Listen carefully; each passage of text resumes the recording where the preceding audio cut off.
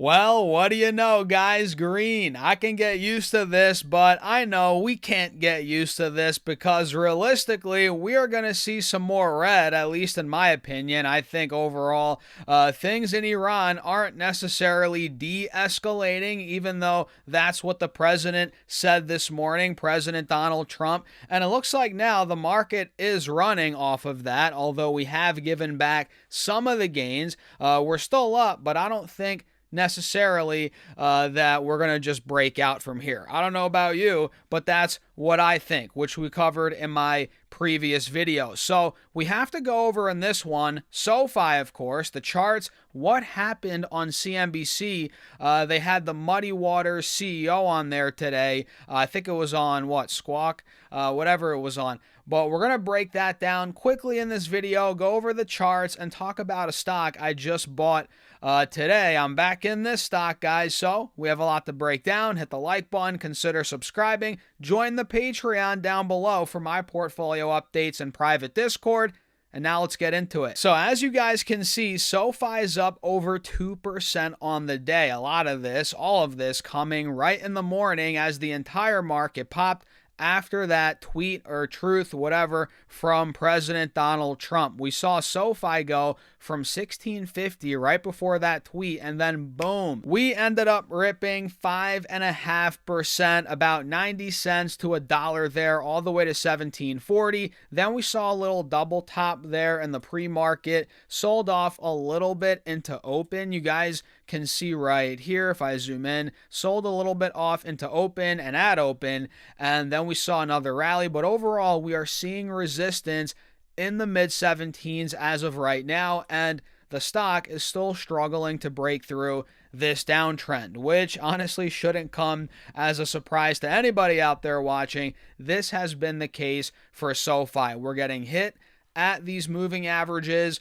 Clearly, we're in a downtrend, making lower highs, but we do have support at about 1650, 1750. And the fact that we got, buyers to come in there this morning, granted, it was due to that Trump catalyst, but we did get the pop at 1650 again. That's a good sign. But again, we're still making lower highs. So this descending triangle is intact right now. It could still potentially play out, but the fact that overall Anthony Noto's buying a bunch of shares, the selling almost seems exhausted in the short term. Not saying it can't go lower. I mean, I think it can go lower. In my opinion, it's a good sign that we're nearing a bottom. And again, we could go lower, maybe another $1, $2, whatever, but I don't see it going much lower than 14, 15, like I've been preaching at this point in these videos. But again, on the flip side of that coin, like I said, we still have that descending triangle. So keep that in mind. And we're nowhere near breaking the downtrend on this time frame. Are we, guys? We're not. So let's talk about what happened on CNBC. It wasn't anything crazy, honestly, but we had the CEO of Muddy Waters, and this guy, honestly, I've never heard of him till recently. The guy's name is Carson Block, and he's the CEO of, again, Muddy Waters, and he's a short activist, or a short selling or seller activist, whatever you want to call it. And like I've said before, man, I can't imagine being a short seller, right? It might be a lucrative career, considering they publish these reports, they then cover their short right after, right? So it might be a lucrative career in that case, but always looking for the negatives or the holes in businesses. I don't know. I don't know if I would want to do that, but hey, this guy Carson Block, he thinks he found a hole in SoFi's business, and he thinks they're essentially over-reporting their revenue.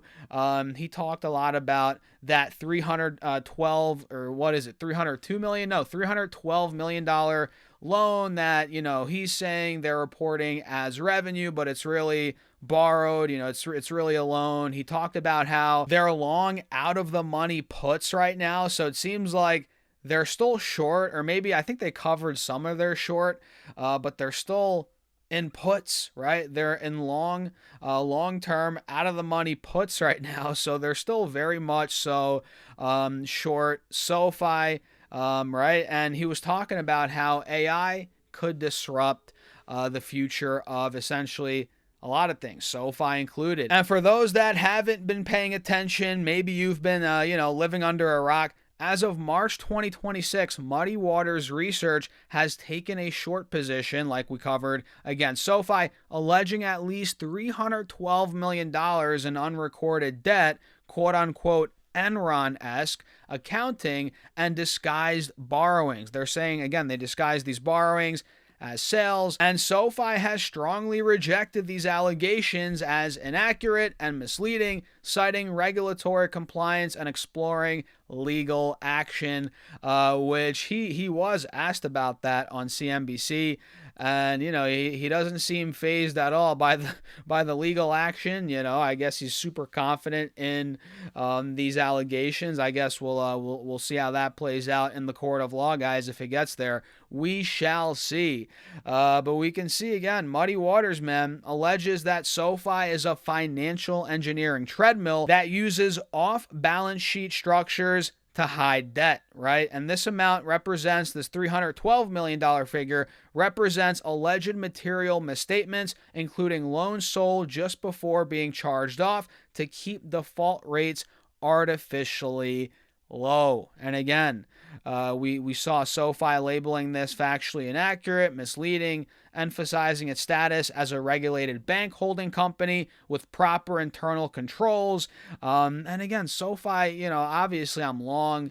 I haven't been the most bullish recently, as you guys know. I mean, I've been pretty bearish since $25 a share.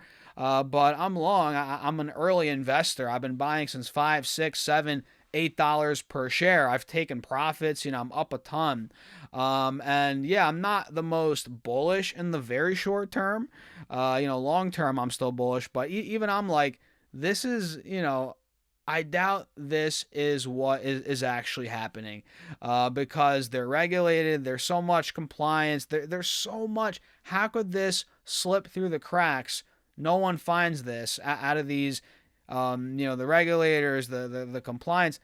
How did no one see this, right? Unless they're all in on it. I don't know. You know what I mean? So at this point, you could always argue SoFi goes lower. Any stock could go lower. But in my opinion, the fundamentals are still strong. I don't think that short report has much merit, in my opinion.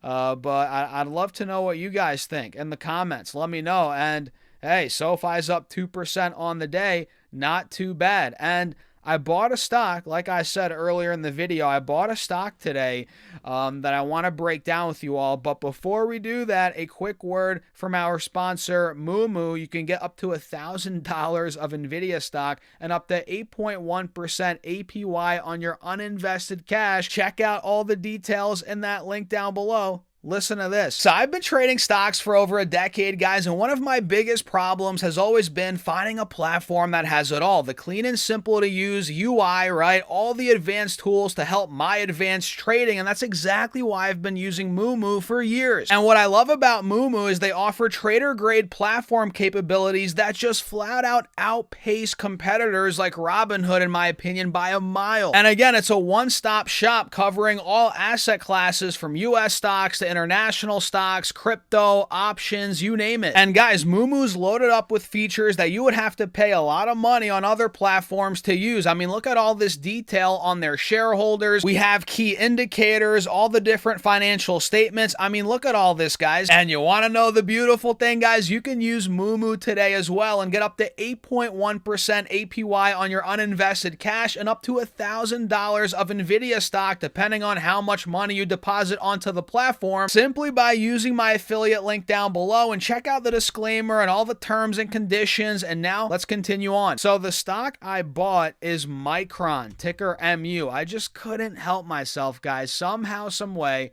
Micron is not participating in today's rally. It's down 4%. We're trading at 406. And by the way, every index is up, completely ripping right now. The Q's up 1.3, S&P 1.5%, Dow's up 1.7, Russell's up almost 3%. And yes, we are off the highs, a little bit off the highs, but we're still looking good on the day. And Micron's not participating. Like I said, we're down about 4%.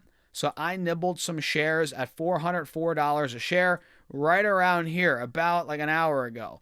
If that, yeah, about 45 minutes to an hour ago, I bought some Micron, and this is one that I've been in and out of all year. And honestly, now that I think about it, I haven't lost a trade on Micron. Knock on wood. Let's not have this be the first time. But yeah, Micron, man, last time I was in it, I bought it at $390, I believe. Made some good profit there, sold in the 400s. Now that it's down from $477 to $406, after upping their guidance, crushing revenue, EPS, you know what I mean? Memory super cycle is still in effect. Obviously, they're still, sold out. The demand is through the roof. Supply is constrained. The fundamentals are still very strong, and they're trading at 7 times forward earnings based on the change in the guidance based on the last quarter. Isn't that crazy? 7 times forward earnings, guys, with this $60 or $70 drop in the stock from all-time highs. So in my opinion, Micron, it's almost a smash buy here. Obviously there's risk. Obviously, it could go lower. But in my opinion, anywhere near low 400s, especially in 350, in that 350, 400 range, it's a buy for me. And look, I nibbled some today. I didn't go all in. I bought some with the, anticipating potential downside here, more downside, into this 380, 390 range. If it gets to 370, 375, I'm going to add heavier, especially near 350, which I don't think it gets to 350 to be honest. But if it does, I'll be a big buyer. So what I'm doing now, guys, is I'm cutting the noise and I'm focusing on the fundamentals, and clearly Micron at $400, I think it's a good play based on the fundamentals. I wasn't rushing it at 450, 470. At that point, 475, yes, it was way overbought, way too hot. But here in the 400s, I can't ignore it. So I'm back in Micron. I'm up already. I'm in at 404, up already. But I don't plan on selling anytime soon. My target actually to sell is $500, $475 to $500.